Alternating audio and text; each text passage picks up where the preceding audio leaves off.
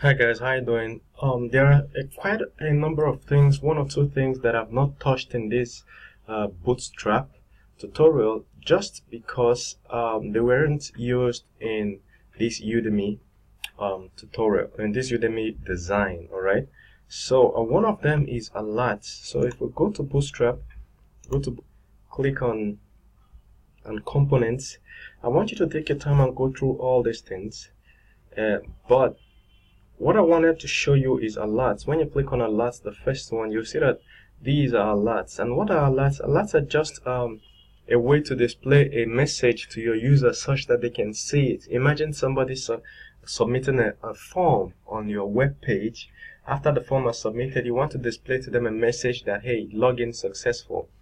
So that's what you do with alerts. So these are the different colors of alerts you can paste.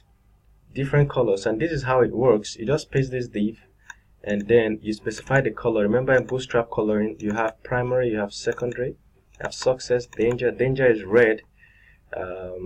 Warning is yellow. Look at it here. Look at warning. Then info is this color. That's info, and so on. So once you paste this, you can pass the message from inside here. You can just write whatever you want inside here. So let's just see it in action before we proceed.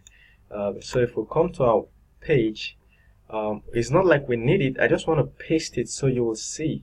So maybe under the navigation, I'm just going to paste it. I'll delete it shortly, but I'll paste it and say login successful. Login successful.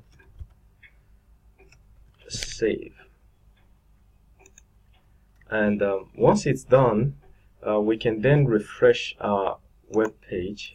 We reload. So as you can see, there is the message here, login successful. So if you want the message to be in the center, we can put it in the center by adding text center, and we can refresh. You see, it's in the center. So other things we could do is to change the color. If we want to change the color, that is simple. Instead of text alert tag, we do alert and info. And if we refresh, you see, that's changed. If we do alert danger, it will change to red. So that's basically alert for you. And then if we go to Bootstrap and scroll down further, we could see other things. You can put an alert inside it and it will be highlighted properly. So to put an alert, you can put a link. So put a link inside it. You have to create a span with the class of alert link. You have to create a link. So let's see how it is done. So they have an ahref, but the class inside it will be alert link. If you don't put the class, the link will not take the appropriate color you want it to be. So let's do this. For instance, we're here. We can do view profile. This is the one with an alert link. Then we can put this and just put another link. Let's put another link that doesn't have alert link and say no alert link. No alert link class. Let's just see the difference. So if we come here on our boost and refresh, you see this one has no alert link. Look at how it looks, very awkward, but this one flows exactly with the background. So when you want to add a link in an alert, you should put the class alert link in it. Now there is one or two more things we can do with alerts. Let me show you. There's a more detailed type of alert. What if you want to show a detailed message? Let's add this, a very detailed message. You can extend it just using let me put it underneath. So remember that this determines the color of it. Then there's a heading and there's a p tag that contains the body. This is a paragraph tag, and this is just a horizontal line. You can just design the inside the way you want. And look at this, is margin bottom 0. And then it's a p tag. So generally you just have the normal alert, which is this normal alert that we have here, but then you can design the inside the way you want. If you want a heading, you can put alert heading. So let's see what it looks like. If we come here and we refresh, You see, it looks great. It looks great. Then we can put this in the middle if we want. Remember, let's do some nice stuff here. Let's say text center, and then let's say div class container. Remember what container does? It centers everything, puts everything in the center.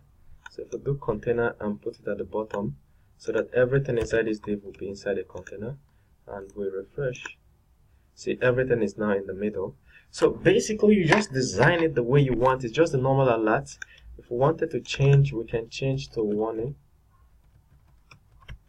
We'll change the color, and the color is changed. So that's basically it for alerts.